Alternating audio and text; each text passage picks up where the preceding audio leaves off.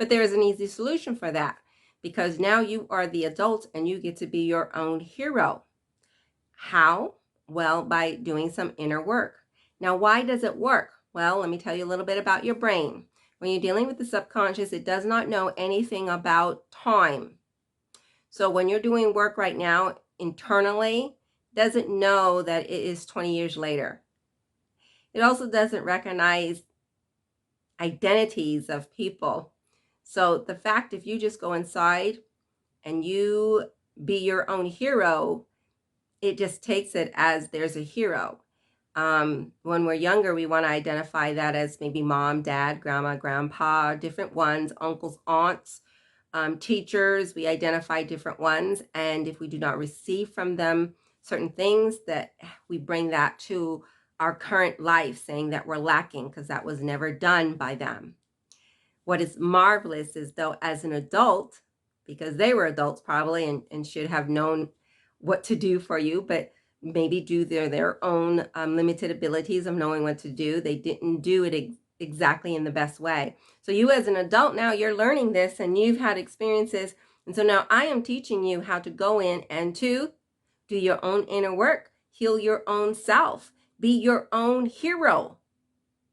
How does that sound? Because if you can't love your own self and be your own hero, you're gonna be really sad still trying to find someone to fill that, trying to find outside people, outside factors to fill that. How has that worked for you so far? Has it been frustrating? Well, if you do it yourself inside, then when you do run into people who are heroes to you, it'll just be icing on the cake. And when there are those who you want to be heroes and they're not being heroes to you, it will not impact your mood and your ability to remain happy and in content, despite the fact that they are falling short, or you feel that they are falling short. So that's why you want to do inner work, to maintain inner peace. If you maintain inner peace, outside factors will not have power to take your mood away from you, your contented mood that you've been having, and then someone comes along and takes it away. So that's why you want to do inner work. And that's why you want to do this technique, because it does it fast. Okay, it's a 3-step thought technique. But today we're going to talk about a little bit of different kind of inner work. It's another form that you can do. If you haven't gotten started on the 3-step thought process, this might be something easier that you can jump into. And so that's why I'm putting it out here. So this is inner work where you're just going to simply, for 3 days, for 5 minutes in the morning and 5 minutes in the evening, you're going to talk to your inner child. So your inner child can be at whatever age. You might want to pick it at an age when maybe it was first realizing that things can happen in life, okay, or right prior to that. And you want to, in your mind, bring in your inner child. So do you remember maybe a picture, or can you think of yourself at a certain age? You can kind of see that, and that will be the inner child that you will talk to. Now you can do that with your eyes open or your eyes closed. It depends on how it works for you. Some people, it helps them to focus if they have their eyes closed. So basically you're going to bring in your inner child. You're going to see your inner child and she's going to look at you and you're going to smile, because isn't that the best way to introduce yourself when you see people? Just smile.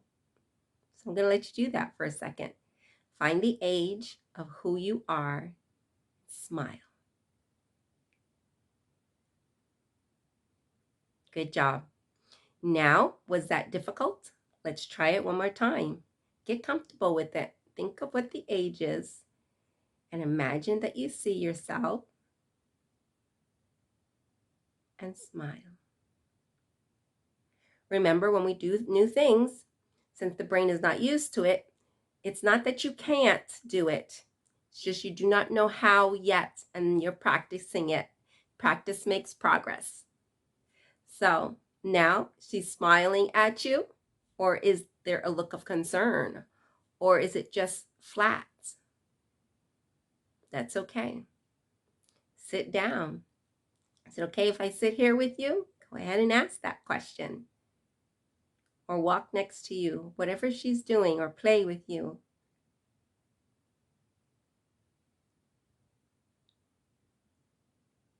Okay, good job. Is it comfortable for her? Are you making her comfortable? Now, when you do inner child work, what you're going to do is learn to say good things. It's the same as inner talk, talking to yourself nicely. Now you're talking to you as a child. You're going to say really nice things. Now, the tendency is to bring in your past into the child that hasn't had the past yet. And you want to tell her the things that are going to come and she's going to be brave. No, we do not want to do that. That's not the inner work we're doing. We are going to only say good things. We're not going to bring in what we know happened to us in our conscious mind and bring it in and dump it on ourselves. No, we're not going to do that. We're going to say, and we're going to start off, you are the cutest thing ever. We're going to tell him or her, you are the handsomest ever. You are wonderful. Everyone just loves being around you. You're a beacon. You make things shine. Just your presence. You're kind. You're lovely. You're wonderful. Now, this can be hard to do because we're always wanting to say, when things get rough, you're going to make it. No. Mm-mm. No matter who says not things that are not nice. No, we don't say things like that. We're only saying good, high vibe things that are not connected to there's going to be a recovery that they're going to need to do. Okay? So we're going to let you practice that. I'm going to actually give you 30 seconds to do that right now. See how many good things you can sit down and actually say to the child. You're not saying this to yourself now as an adult, but to the child, look her in the eyes, see her response. Go.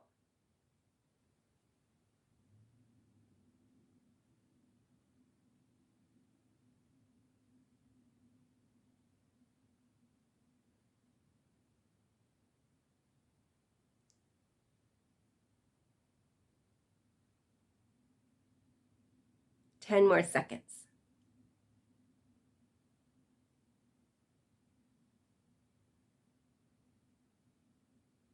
How did she receive that message? How did he receive that message?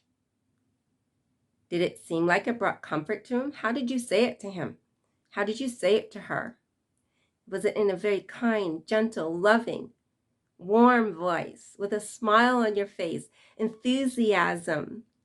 Or was it, oh, you're going to be okay. You're beautiful. You're nice. Now that might be okay. That might be your high vibe. My high vibe is, oh, you're so cute. Oh, ah. That's my high vibe.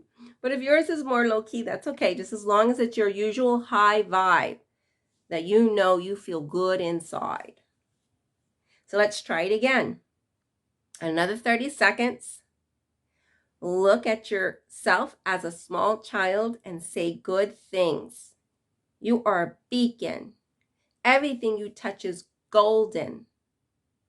Now, if this is difficult for you to do, I actually do have a PDF guide that you can actually obtain that will help you to look at different things like how do you do encouragement, positivity, how is it that the words that you can use that will convey this. So you can get that in a PDF guide that I do have available for more step-by-step guidance.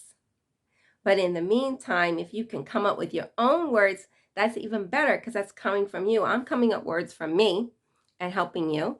The PDF guide has other things, but these are to help you to come up with your own feelings, your own connection. Use the words and thoughts and vibes that you connect with. That's how this technique works. You can't take my vibe and try to say it with the same enthusiasm if it doesn't mean the same to you. So you're going to find the concepts that mean things to you, the mantras you've heard, the phrases you heard. This is where you can put in mindsets. The mindset, if you want to say you're a beacon and everything you touch is golden, this is where you put in your mindsets.